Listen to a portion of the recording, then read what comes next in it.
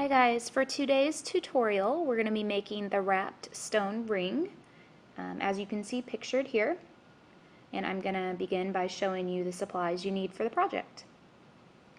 So for this project you will need a ring mandrel. If you don't have access to a ring mandrel, you can use a wooden dowel, and we've actually used any really round item would work. We've used a glue stick in the past and that worked great. You'll need 3 feet of 20 gauge wire. Any color works, it's completely your preference. You'll need 1 bead. It can be a flat stone. You can go with a round bead, but you'll see why in a little bit. The round ones don't tend to work as well. And then you'll need a pair of needle nose pliers and a pair of wire cutters. So let's begin. Okay, let's begin by looking at the choice of beads here. You can see that I have 2 that are flatter and then these 2 which are round.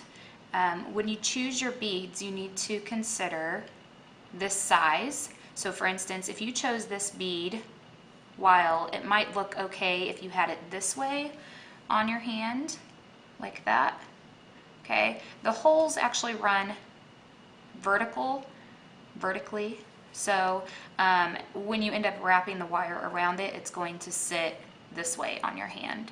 So think about that. So let's set that one off to the side. Then if you look at these 2 that are really round, this one's pretty, however, kind of run into the same issue. The hole runs through the center here, which then makes the bead sit on your finger like this, which most people don't want. And then with this one, the issue is just the size. Again, the hole runs this way, so you're going to be looking at this, but that's just a really big ring when you're finished, so probably don't want to do that. The ideal bead to use is a flat stone like this. Okay, so it's going to give you that kind of shape there. The holes run horizontally through the bead like that, so that's how it's going to sit. So you can see, with the finished product here, this was a round, kind of more oval, flat bead, so it wraps nicely around there. So to begin, you can take one of 2 things. You can use either a ring mandrel like this if you have one. If you don't, that's fine. Really any object that's round, so I'm going to use this dowel here. If you pick something that is a little bit larger, you can always wrap the wire to end up making the size that you need. So if you don't have this to get the exact size that you want, then you can just use the dowel and that's fine. So for this purpose, I'm going to go ahead and use the ring mandrel. If you have access to one of these, you'll want to make sure that you go 2 sizes bigger than the actual ring size on the finger that you want to be wearing the ring. So if I want to put this on a finger that is a size 6, then I'm going to go with a size 8.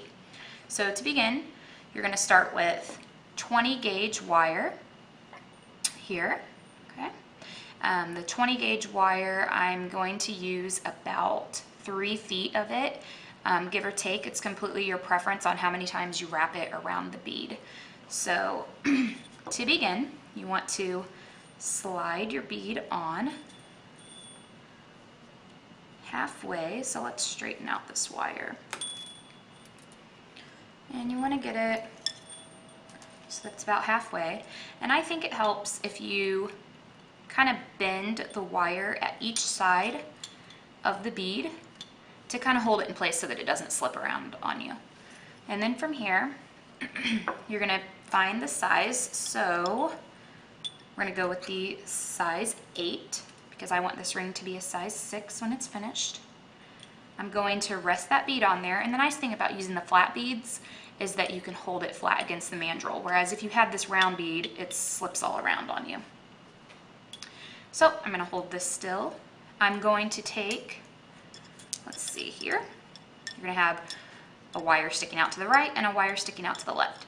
So it doesn't matter which side you start with. I'm going to start with the right side. I'm going to wrap it around. I'm going to turn it this way so I can work with it easier. 1 and then a half time around the mandrel. And I'm going to turn it.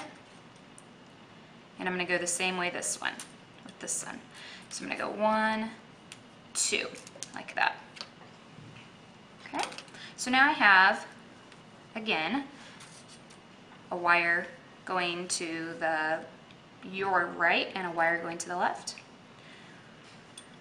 Pulled tightly, and you can see when you look at the back, to make sure that you've done this right, you should have 4 wires that you can see visibly. So there's 1, 2, 3, 4. Okay, so back from the front, what you're going to do, let's get this in place, and this will slip around on you. You just have to keep working with it, pushing it back into position. So hold the wire tight, and you're going to start, again, it doesn't matter which side you start with, and wrap 1 time around the bead, like that. And then you want to gather the other one and follow it in that same direction. So now I've got both wires together, and just do this to save some time. You can wrap them both at once. And I'm going to wrap this wire around the stone, and I'm going to hold that stone flat while I do this. And as I wrap, I want to make sure that I'm not just making all of the wire tuck underneath the bead. You want it to wrap around the bead, so it's almost cradling that bead. And I'm pulling it really tightly.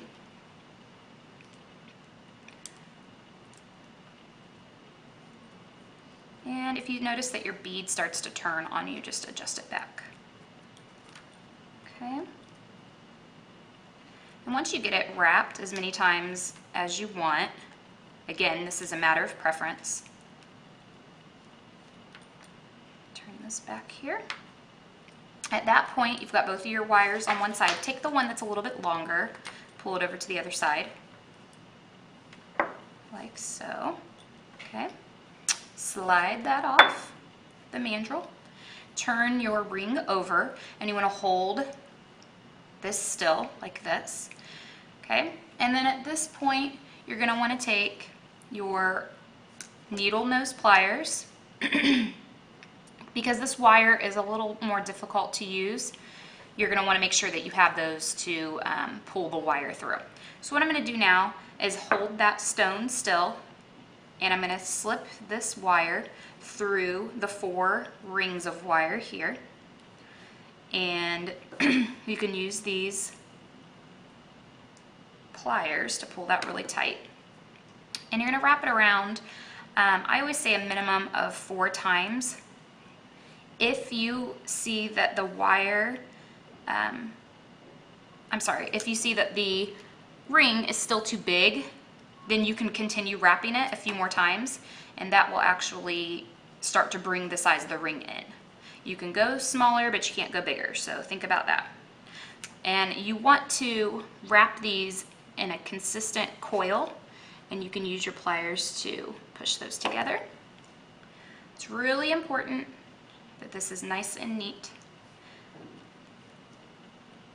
Okay, so once you get it wrapped around the 4 times, take your wire cutters and trim it. You want to trim it on the outside. If you trim it on the inside, then you're likely to cut your hand when you slide your hand in and out. And then you can take your pliers, again, your needle nose pliers, and just tuck that little piece of wire down. So that's one side. And then let's do the same with this side. Again, wrap it through here. And once you do one of these and you get the hang of it, you can really do them in a matter of minutes. So again, take the pliers and wrap that through. So we've got it 3 times.